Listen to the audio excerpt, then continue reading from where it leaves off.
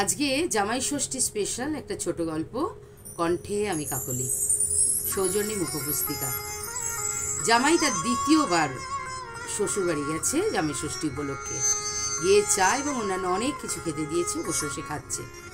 হঠাৎ পাশের বাড়ির থেকে কাকিমা চিৎকার করে এ বাড়ি তার শাশুড়িকে বলল, কি গো জামাই এসেছে? এ বাড়িতে তার শাশুড়ি বলল, হ্যাঁ এসেছে, চা খাচ্ছে। তখন ও বাড়ির কাকিমা বলল, খাওয়া হয়ে গেলেই পাঠিয়ে দিও। এ বাড়ির আগাছাগুলো পরিষ্কার করাবো, ফার্স্টে জানলা দরজাগুলো পরিষ্কার করাবো, আর অবশ্যই বাথরুমটা পরিষ্কার করবো, ভীষণ হরহরি হয়ে আছে। তখন এ বাড়িতে তার শাশুড়ি বলল, আমিও তো করাবো, আমি তো ভাবছি চেম্বারটাই পরিষ্কার করিয়ে নেবো।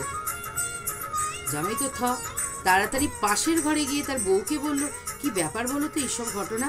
শুনে তো মেয়ে খুব হাসলো, বাড়ির সবাইকে ডেকে এনে হাসলো। তারপর বললো, কি ঘটনা জানো? আমাদের পাড়াতে এই বাড়ি বাড়ি এসব আবর্জনা সাফ করে যে, তার নামও জামাই। দুই জামাইতে মিলে গন্ডগোল হয়ে গেছে।